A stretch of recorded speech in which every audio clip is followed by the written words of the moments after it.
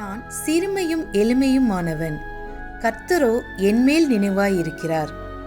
தேவரீர் என் துணையும் என்னை விடுவிக்கிறவருமாயிருக்கிறீர். என் தேவனே, தாமதியாதேயும்.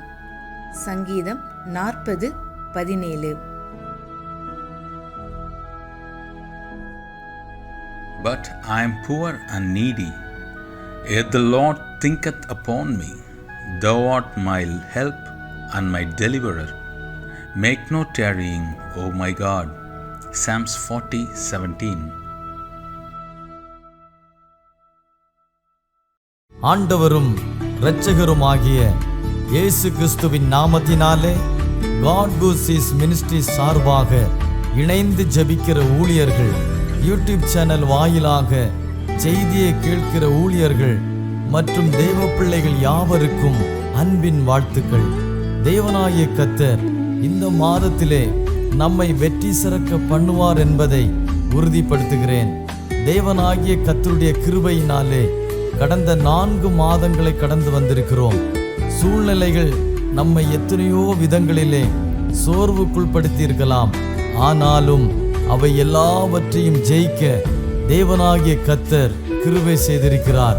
அவருடைய கிருபையும் சமாதானமும் பாதுகாப்பும் தயவும் கடந்த 4 மாதங்களில் இருந்தது போல இந்த 5வது மாதத்திலேயும் உங்களோடும் உங்கள் குடும்பங்களோடும் உங்கள் ஊழியங்களோடும் இருக்க வேண்டும் என்று ஆசீர்வதிக்கிறேன். தேவனாகிய கர்த்தர் நம்மை கொண்டு இந்த மாதத்திலே பெரிய காரியங்களை செய்வாராக. தேவனுடைய ஆசீர்வாதங்களை நாம் ஜெபித்து பெற்றுக்கொள்வோம். கர்த்தர் தாமே பெரிய காரியங்களை செய்வாராக. ஆமென்.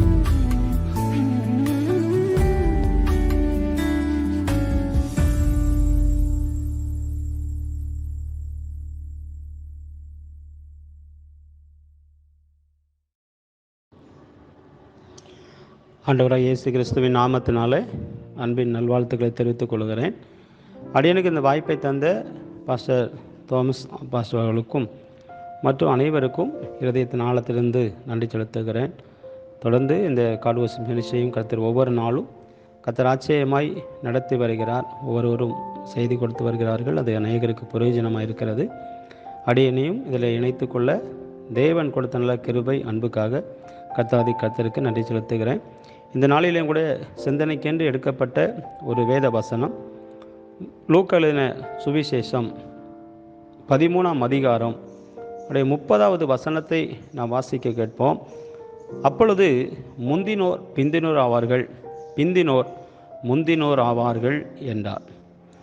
இன்றைக்கு இந்த வார்த்தையை நாம் வாசிக்கும்போது, அன்றைக்கு சீசரிடத்தில் ஜனங்களிடத்தில் இயேசு கிறிஸ்து அதிக ஊமையாக சில காரியங்களை சொல்லும்போது அவர்கள் எல்லாரும் புரிந்து கொள்ள வேண்டும். அது வாலிப பிள்ளைகளாக இருந்தாலும் சரி, அடுத்து படித்தவங்க இருந்தாலும் சரி, படிக்காதவங்களாக இருந்தாலும் சரி. ஏன் அப்படின்னா, தேவன் எல்லாவற்றையும் தம் சாயலாகவே படைத்தபடினாலே மனுஷர்கள் எல்லாரும் புரிந்து கொள்ளுகிற தன்மை உடையவர்களாக இருக்க வேண்டும் என்று சொல்லி அவர் ஒவ்வொரு காரியத்தையும் இன்னைக்கு சுவிசேஷ பகுதியை பார்க்கும்போது மத்தேயு, மார்க்கு, லூக்கா, யோவான் இந்த 4 சுவிசேஷத்துலையுமே தேவன் சொல்லுகிற வார்த்தையை புரிய முடியாததா இல்லை, எல்லாவற்றையும் புரிந்து கொள்ளுகிற அளவுக்கு தேவனாகிய கர்த்தர் அதை எழுதி வைத்திருக்கிறார். கர்த்தர் நாமத்துக்கு மகிமை உண்டாவதாக. அதுலேயும் கூட இந்த நாட்களில் கூட இந்த வேத வசனங்களை வாசிக்கும் பொழுது சீசர்கள் சில வார்த்தைகளை கேட்குறாங்க. சீசர்களுக்கு இயேசு கிறிஸ்து ஒவ்வொரு டைம்லையும் பதில் சொல்லிக்கிட்டே வருவார். அப்படி வரும்போது இங்கே ஒரு கேள்வி எழும்புகிறது. என்ன எழும்புகிறதுனா, 28ஆம் வசனத்தை வாசிக்கும்போது அங்கே எழுதப்பட்டிருக்கு, நீங்கள் ஆபிரகாமையும் ஈசாக்கையும் யாக்கோவையும் சகல தீர்க்கதரிசிகளையும் தேவனுடைய ராஜ்யத்தில் இருக்கிறவர்களாகவும் உங்களையோ புறம்பே தள்ளப்பட்டவர்களாகவும் காணும்போது உங்களுக்கு அழுகையும் பற்கடிப்பும் அங்கே உண்டாயிருக்கும். கிழக்கிலும் மேற்கிலும் வடக்கிலும் தெற்கிலும் இருந்து ஜனங்கள் வந்து தேவனுடைய ராஜ்யத்தில் பந்தி இருப்பார்கள் என்று சொல்லி அன்றைக்கு எழுதியிருக்கிறது. அன்னைக்கு தேவ ஜனங்கள் இயேசு கிறிஸ்துவை தேடி வந்தார்கள். அநேக அற்புதத்தை பெற்றார்கள், அடையாளங்களை பெற்றார்கள், சுகம் பெற்றார்கள், வியாதிகள் நீங்கினது, வறுமை நீங்கினது, ரட்சிக்கப்பட்டார்கள் சொல்லி அநேக சம்பவங்களை வாசிக்கிறோம். இதில் தான் நாட்கள் கடைசி, இந்த கடைசி நாட்களிலே கூட தேவனுடைய வார்த்தை இப்படியாய் சொல்லுகிறது, அப்பொழுது முந்தினோர் பிந்தினோர் ஆவார்கள், பிந்தினோர் முந்தினோர் ஆவார்கள். இன்றைக்கும் அநேக சபைகளில், அநேக ஊழியங்களில் இன்றைக்கு பார்க்கும் பொழுது, இன்றைக்கி முந்தி வந்து ஆவியில் நிரம்பி ஜெபித்தவர்கள், ஆவியில் நிரப்பப்பட்டவர்கள், நல்ல விசுவாசத்தோடு ஜெபிக்கிறவர்கள் இன்றைக்கி சபையில் பின்வாங்கி போகிற நிலைமையில் அநேகர் போய்விட்டார்கள். இன்றைக்கி அநேக ஆவிக்குரிய சபையில் பார்க்கும்போது அநேகர் பின்வாங்கி போய்விட்டார்கள், அநேகர் தேவனை மறுதலித்து போய்விட்டார்கள், அநேகர் இந்த விசுவாசத்தை இழந்து போய்விட்டார்கள். அநேகரை பார்க்கும் பொழுது என்ன செஞ்சாங்க, தேவனை விட்டே விலகி போனார்கள். அவர்களே இன்றைக்கி கேள்வி கேட்குற அளவுக்கு போயிட்டு, ஏன்னா விசுவாசத்தில் வந்தவர்கள், இன்றைக்கி ஆவிக்குரிய வாழ்க்கையில் வந்தவர்கள், இன்றைக்கி நல்ல ஞானசனம் எடுத்து நல்ல ஜெபித்து வந்தவர்களுடைய வாழ்க்கையில் எல்லாம் இன்றைக்கி பார்த்திங்கன்னா எல்லாரும் பிந்தின நிலைமையில் காணப்படுகிறதை அன்றைக்கே ஆண்டவர் இயேசு கிறிஸ்து நமக்கு எழுதி வைத்திருக்கிறார். ஆனால் தேவனுடைய வார்த்தை என்ன சொல்கிறது, தேவன் அண்டையில் வருகிற ஒருவனையும் கர்த்தர் புறம்பே தள்ளுகிறவர் அல்ல. அவர் சொல்லார், இயேசு கிறிஸ்து எப்படிப்பட்டவர் என்று பார்க்கும் பொழுது அவர் வசனம் சொல்கிறது, அவர் மனதுருக்கமுள்ள தேவன். அவர் மனதுருக்கமுள்ள தேவனாக இருக்கிறபடினால அவர் மனதுருகி சில காரியங்கள் என்ன செய்கிறாரு, செய்கிறவராக இருக்கிறார். எப்பேற்பட்ட பாவியானாலும் சரி, அக்கிரமம் செய்தாலும் சரி, அநியாயம் செய்தாலும் சரி, தேவனுக்கு விரோதமான காரியங்களை செய்கிறவனாக இருந்தாலும் அவனை மறுபடியும் அழைத்து அவனை முன்னாடி கொண்டு வந்து நிறுத்துகிறவராய் இயேசு கிறிஸ்து காணப்படுகிறார். அதே போல தான் இங்கே மத்திய எழுதின சுவிசேஷம் 20ஆம் அதிகாரம் 16ஆம் வசனம் சொல்லுகிறது, இவ்விதமாக பிந்தினோர் முந்தினராயும் முந்தினோர் பிந்தினராயும் இருப்பார்கள், அழைக்கப்பட்டவர்கள் அநேகர், தெரிந்து கொள்ளப்பட்டவர்களோ சிலர் என்று சொல்லி அந்த வசனம் சொல்லுகிறது. சொல்லுறாரு, என்ன சொல்கிறாருன்னா, இப்படி தான் ஜனங்கள் இருக்கிறாங்க. அன்னைக்கு ஆதியில் ஆரம்பத்திலே ஓடி வந்து பாயை போட்டு சபையை பெருக்கி சபையை சுத்தம் செய்து இருக்கிறவர்கள் இன்றைக்கி என்ன செஞ்சாங்க, அப்படியே விசுவாசத்திலும் சரி ஜெபத்திலும் சரி எல்லாத்தையும் குறைந்து போகிறாங்க. இன்றைக்கி பாருங்கள், புதிதாய் வரக்கூடிய ஜனங்கள், இயேசுவை ஏற்றுக்கொண்டவர்கள், இன்றைக்கி இயேசு கிறிஸ்துவை அறியாத ஜனங்கள் அவளோடு ஓடி வருகிறார்கள். ஆரம்பத்தில் ஓடி வந்துடுறாங்க, பாடலுக்கு முன்னாடி ஓடி வந்துடுறாங்க, வந்து சொல்கிறாங்க சபையில் ஏதாவது செய்யணுமா, ஊழியத்துக்கு ஏதாவது செய்யணுமா. அவங்க கேட்டு செய்தாங்க. இந்த தெரிந்தவர்கள் நினைச்சாங்க, சரி இதெல்லாம் கேட்டது தானே, எல்லாம் வசனம் கேட்டது தானே, எப்பவும் மெசேஜ் கேட்டது தானே, எப்பவும் பாடதானே சொல்லி அசால்ட்டாக என்ன பண்ணாங்க, பின்தங்கி வருகிறவர்களாக இருக்கிறார்கள். அதனால் தான் அழைக்கப்பட்டவர் அநேகராக இருக்கிறார்கள், தெரிந்து கொள்ளப்பட்டவர்களோ சிலர் என்று வசனம் சொல்லுகிறது. இன்னும் கூட இன்றைக்கி வேத வசனம் சொல்கிறது, மத்தேயு 25ஆம் அதிகாரத்தில் வாசிக்கும் பொழுது அங்கே 10 ஸ்திரீகளை குறித்து எழுதப்பட்டிருக்கு. அந்த 10 ஸ்திரீகளை குறித்து நான் வாசிக்கும் பொழுது நல்ல தெரிந்த வசனங்கள் தான், ஆனால் 10 கன்னிகைகளை குறித்து எழுதப்பட்டிருக்கிறது. என்ன சொல்லுகிறது, அப்பொழுது 25ஆம் அதிகாரம் 1வது வசனம் சொல்கிறது, அப்பொழுது பரலோக ராஜ்யம் தங்களுக்கு தீவட்டிகளை பிடித்து கொண்டு மணவாளனுக்கு எதிர்கொண்டு போக புறப்பட்ட 10 கன்னிகைகளுக்கு ஒப்பாயிருக்கிறது. அவைகளில் 5 பேர் புத்தி உள்ளவர்களும் 5 பேர் புத்தி இல்லாதவர்களுமாய் இருந்தார்கள். இதில் நீங்கள் வாசித்து வந்தீங்கன்னா, இதை வாசித்து பார்க்கும்போது 5 பேர் புத்தி உள்ளவராக இருந்தார்கள், 5 பேர் புத்தி இல்லாதவராக இருந்தார்கள். அவங்களுக்கு நித்திரை மயக்கம் வந்து எல்லாரும் தூங்கி விட்டார்கள். மணவாளன் வந்து விட்டார். வந்த உடனே பார்த்தோன்னா இங்கே ஆயத்தமாய் காத்திருந்தவர்கள், தீவெட்டியும் எண்ணெயோட காத்திருந்தவர்கள், அவங்க சடபன் என்ன பண்ணாங்க, சடார்னு எழும்பினாங்க, அவங்க தீவெட்டியை பொறுத்துனாங்க, என்ன அவங்க மணவாளனோடு கூட பிரவேசித்தார்கள். இந்த 5 கன்னிகைகள் சொன்னாங்க, ஐயோ எங்களுக்கு கொஞ்சம் எண்ணெய் கொடுங்கள்னு சொன்னாங்க. எண்ணெய் கொடுங்கள்னு சொன்ன மாத்திரத்தில் அவர் சொன்னாங்க, நீங்கள் விற்கிற இடத்துல போய் வாங்கி கொண்டு வாருங்கள் என்று சொல்லி இவர்கள் உள்ளே பிரவேசித்தார்கள். அதான் சொல்கிறார், அழைக்கப்பட்ட அநேகராக இருக்கிறார்கள், தெரிந்து கொள்ளப்பட்டவரோ சிலர். அப்போ அழைக்கப்பட்டவர்கள் 10 பேர் இருக்காங்க, 10 கன்னிகைகள் இருக்காங்க. இங்கே 5 பேர் உள்ளே போயிட்டாங்க. இங்கே 5 பேர் என்ன பண்ணாங்க, 5 பேர் சொல்கிறாங்க, ஐயோ எங்களுக்கு எண்ணெய் குறைஞ்சி போச்சு, கொஞ்சம் எண்ணெய் கொடுங்கன்னு கேட்டாங்க. அவங்க சொன்னாங்க, இல்லை விற்கிற இடத்துல போய் வாங்கி கொண்டு வாங்கன்னு சொன்னாங்க. இவங்க மறுபடியும் விற்கிற இடத்துல வந்து பார்க்கும்போது இங்கே மணவாளன் வந்து இந்த 5 கன்னிகைகளும் அவளோடு கூட பிரவேசித்து போய்விட்டார்கள் என்று சொல்லி இங்கே வசனம் சொல்லுகிறது. இந்த கடைசி காலத்திலையும் இப்படி தான் நடக்கிறது. வசனம் சொல்லுகிறது, நாம் இதை கேட்குற ஒவ்வொருவரும் ஒவ்வொரு நாளும் நீங்கள் வசனத்தை தெரிஞ்சிருக்கலாம், ஜெபிக்க தெரிஞ்சிருக்கலாம், வேதத்தை ஆராய்ஞ்சிருக்கலாம், நீங்கள் ஊழியம் செய்யலாம், விசுவாசிகளாக இருக்கலாம், நீங்கள் ஆலயத்தில் முன்மாதிரியாக இருக்கலாம், எந்த சூழ்நிலை இருந்தாலும் தேவனை விட்டு நம்ம பின்னாடி போகிறவரல்ல, நாம் முன்னாடி நிற்கிறவர்களாக, எதையும் பாடுறதுக்கா, ஆராதிக்கிறதுக்கா, ஜெபிக்கிறதுக்கா. சிலவங்களுக்கெல்லாம் பதவி கொடுத்தா தான் முன்னாடி வருவாங்க, பதவி கொடுத்தா தான் செய்வாங்க, பதவி கொடுத்தா தான் பொறுப்பாக நிற்பாங்க. அப்படி கிடையாது. இங்கே பதவியும் பொருளும் பொக்கிஷம்லாம் ஒரு நாள் அழிந்து போயிடும். அழிவில்லாத நம்ம நித்திய ஜீவனை அடையணும். அதுக்கு தான் நம்ம இங்கேருந்து பிரயாசப்படுகிறோம். பிரயாசப்படுகிறது ஒன்றும் வீணாய் போவதில்லை. கர்த்தருடைய வார்த்தை சொல்லுகிறது. 2 என் மூத்த குமாரன் இளைய குமாரனை குறித்து வாசிக்கிறோம். அங்கே வாசிக்கும் பொழுது இளைய குமாரன் தகப்பனத்தில் அங்கே பிரச்சனை பண்ணி போராட்டம் பண்ணி அவன் சொன்னான், எனக்கு சொத்தெல்லாம் திருப்பி எனக்கு சொத்தெல்லாம் இழைத்தாங்க, நான் என்ன செய்கிறேன், நான் அங்கே போன இது அடக்கிற இடத்துல நான் இருக்கலை, அடங்கி போகிற இடத்துல இருக்கலை, சொல்லி தாறுமாறான காரியங்களை சொல்லி தர்க்கம் பண்ணி அங்கே போராட்டம் பண்ணி அவனுடைய எல்லா ஆஸ்திகளையும் எடுத்துட்டு என்ன பண்ணால் தூர தேசத்துக்கு பிரயாணம் பண்ணான். போய் சொத்தை இழந்து சுகத்தை இழந்து எல்லாத்தையும் இழந்து அவனுக்கு கொண்டு போன அனைத்தையும் இழந்து கடைசியில் பன்றி திங்கிற தவிட்டை திங்கிற அளவுக்கு அவனுடைய வாழ்க்கை மாறி போனது. அந்த பன்றி திங்கிற தவிட்டை தின்னு கொண்டு இருக்கும்போது தான் அந்த பன்றிக்கு மேய்க்கக்கூடிய அந்த மேய்ப்பன் பார்க்குறான், ஐயோ நமக்கு பன்றிக்கு வச்ச தவிட்டை திங்கானே, அப்போ நம்ம பண்ணியெல்லாம் என்ன செஞ்சிடும், பட்னியாக போயிருமே, அது இழைச்சி போயிருமேன்னு சொல்லி அவன் ஓடி வந்து இவனை அடித்து விரட்டும் போது இவன் அப்போ யோசிக்கிறான், என்னுடைய தகப்பன் வீட்டில் அநேக வேலைக்காரர்கள் உண்டு, நான் போய் ஒருவேளை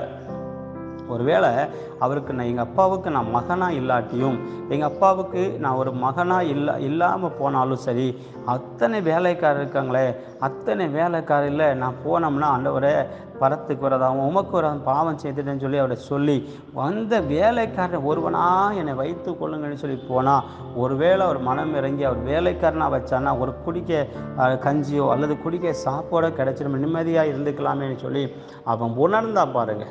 அவன் உணர்த்தப்பட்டான். இன்றைக்கி அநேகருடைய வாழ்க்கையில் ஒரு உணர்வு இல்லாமல் இருக்கிறதுனால தான் அவர்கள் பின்வாங்கி போகிறார்கள். அவர்களை தான் கொடுத்து சொன்னார், நீங்கள் முந்தினோர் பிந்தினோராயும் பிந்தினோர் முந்தினராயும் இருப்பார்கள் அப்படி சொல்கிறது. இன்றைக்கி அவன் உணர்ந்த மாத்திரத்தில் அவன் வருகிறான். சரி, இனி அப்பா என்ன சொன்னாலும் பரவாயில்ல, அவர் வேலைக்காரனாகவே நான் போயிடுவேன்னு சொல்லிட்டு அவன் வரும்போது இந்த தகப்பனார் பார்க்கான், தூரத்தில் பார்க்க மகன் வருகிறதே பார்க்கான். மகனுக்கு பயம், அப்பா திட்டுவாரா, அப்பா ஏசுவாரா, நான் இதெல்லாம் அழிச்சிட்டேனே, சொத்தெல்லாம் அழிச்சிட்டேனே, சுகத்தை அழிச்சிட்டேனே, என் இருந்த பலத்தை விட்டுட்டேனே, எல்லாத்தையும் விட்டுட்டு போயிட்டேனே, இனி என்னால் ஒன்றும் செய்ய முடியாதே, எனக்கு செய்கிறதுக்கு உனக்கு வகையில் ஒன்றுமே இல்லை, எல்லாம் இழந்து போயிருக்கிறேன்னு சொல்லி அவன் மனஸ்தாபப்பட்டு தூரத்தில் அவர் குறுகி வரும்போது இந்த தகப்பனார் பார்க்கலாம், தூரத்தில் பார்க்கலாம், ஐயோ என் மகன் அல்லவா, என் மகன் இப்படி வாரானேன்னு சொல்லிட்டு தகப்பனார் ஓடி போய் அவனை கட்டி தழுவி முத்தம் கொடுத்து அவன் தான் பார்க்குறான், நான் நாட்டம் பிடிச்சிருக்கேனே, என் ட்ரெஸ்ஸெல்லாம் அழுக்காருக்கு, நான் பண்ணி கூட படுத்துருக்கிறேனே, உலகத்தில் இருந்திருக்கிறேனே, நல்ல ட்ரெஸ்ஸெல்லாம் இழந்து போனேன், நல்ல மகிமை இழந்து போனேன், நான் குளிக்கலை, இப்படியெல்லாம் அவன் நினச்சிருப்பான். ஆனால் தகப்பன் வந்து தன் பிள்ளையை பிள்ளையாகவே பார்க்கிறவா இருக்கிறான். தூர போனாலும் இவர் அங்கே தூரத்தில் நிற்கிறதை கண்டு ஓடி சென்று அரவணைத்து அவனை முத்தம் கொடுத்து அவனை உடனே கூட்டிக் கொண்டு வந்து, என் மகன் வந்திருக்கிறான், அவனை குளிப்பாட்டுங்கள் அவனை சொல்லி குளிப்பாட்டி அவனை ட்ரெஸ்ஸை போடுங்க, வஸ்திரத்தை கொடுங்க, உயர்ந்த வஸ்திரத்தை கொடுங்கன்னு சொல்லி நல்ல மோதிரத்தை எல்லாம் கொடுத்து அவனை கொண்டு வந்து ராஜா போலே கொண்டு வந்தாங்க.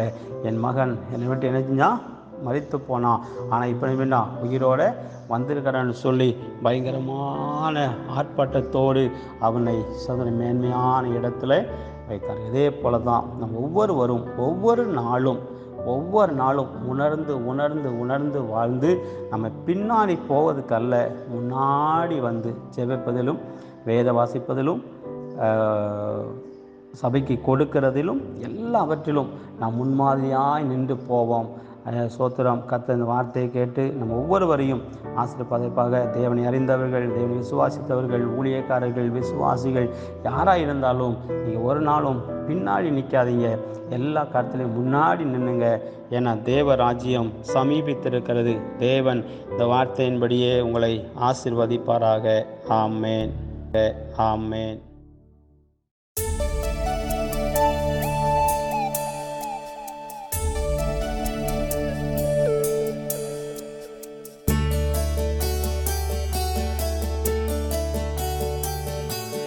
தொல்லை கஷ்டங்கள் சூழ்ந்திடும் கோபம் துக்கம் வரும், இன்பத்தில் துன்பம் நேர்ந்திடும், இருளாய் தோன்றும் எங்கும் சோதனை வரும் வேளையில் சொற்கேட்கும் செவியிலே பரத்திலிருந்து ஜெயம் வரும், பரன் என்னை காக்க வல்லோ, காக்கும் வல்ல மீட்பர் உண்டெனக்கு, காத்திடுவார் என்றுமே. காக்கும் வல்ல மீட்பர் உண்டெனக்கு, காத்திடுவார் என்றுமே, காத்திடுவார் என்றுமே.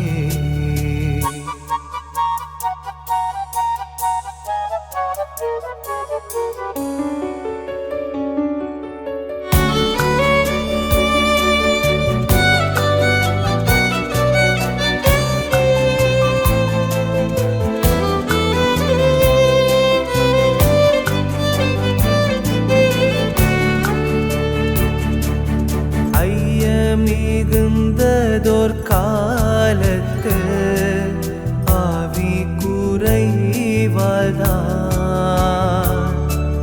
மீட்பருதிர பலத்தினால் சத்துருவை வென்றே, என் பயம் யாவும் நீங்கிற்று, இயேசு கை தூக்கினார், முற்றுமின் உள்ளம் மாறிற்று, இயேசென்னை காக்க வல்லோ,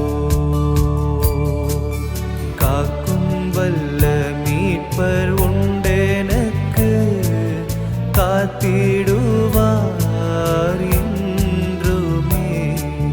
காக்கும் வல்ல மீட்பர் உண்டெனக்கு, காத்திடுவார் என்றுமே, காத்திடுவார் என்றுமே.